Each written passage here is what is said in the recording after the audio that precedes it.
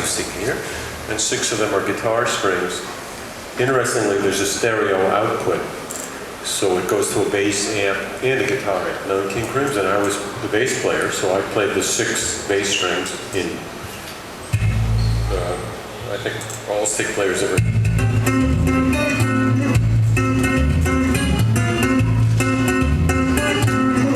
So the bass strings can play very interesting, very percussive sound.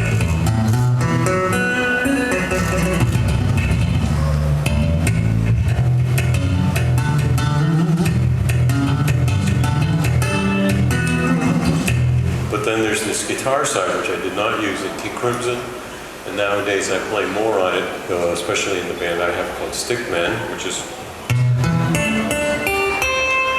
right here on stage. I have not plugged into a separate guitar amp. Normally I would, but I would be still doing my sound check at this point instead of talking. So you have these interesting options for writing music where I can play.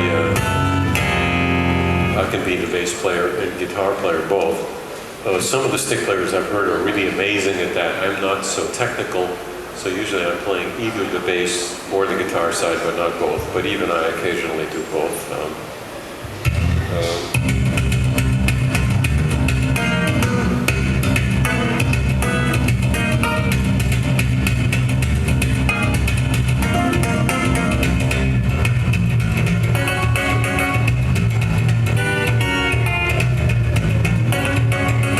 Like that.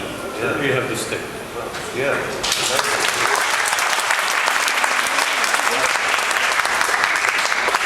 I can't help but notice that you already have pretty long fingers. Why do you use the funk fingers?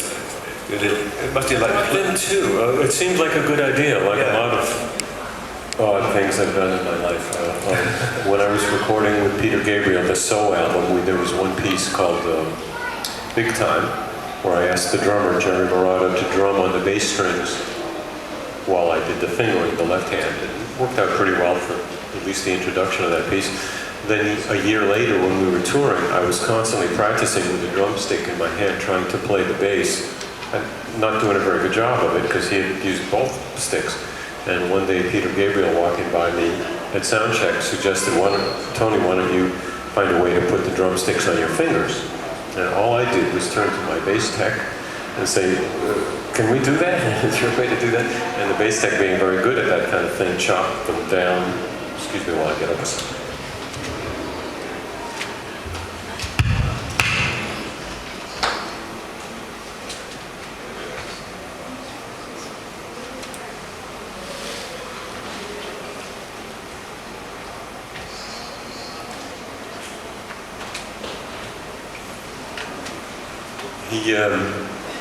Oh, we got the lead and everything. I wasn't even going to plug it in. That won't hurt to plug it in. Go ahead. It'll make a horrendous noise. I plugged in Tony Levin's bass. And lived to tell the tale. Yeah.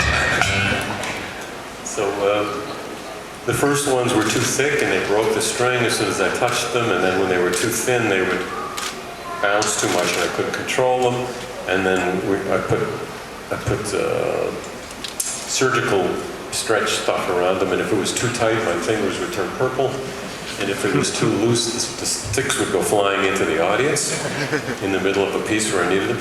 And I kind of arrived at the stretch Velcro stuff, so I could not only customize it, but I had the thought of other people using them, so I thought it better be adjustable, not just for one finger size. So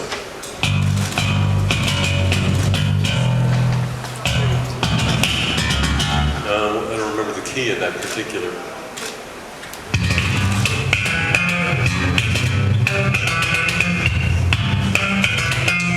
That was the piece Big Time where I was actually using it, but I ended up using it on a lot of Peter Gabriel music. And I kind of didn't have a lot of technique with it, but then when I joined a version of Yes, Anderson, Bruford, Wakeman, and Howe, and had to learn Chris Squire's marvelous bass parts, most of them were played with a pick, and I don't play well with a pick. And I decided to use my practice time to get better with these, so then I was trying to play.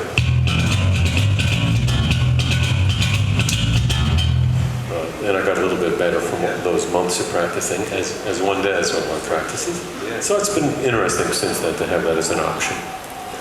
Oh, So it's just drumsticks taped to his fingers. Yeah. There you go. And a bit of practice.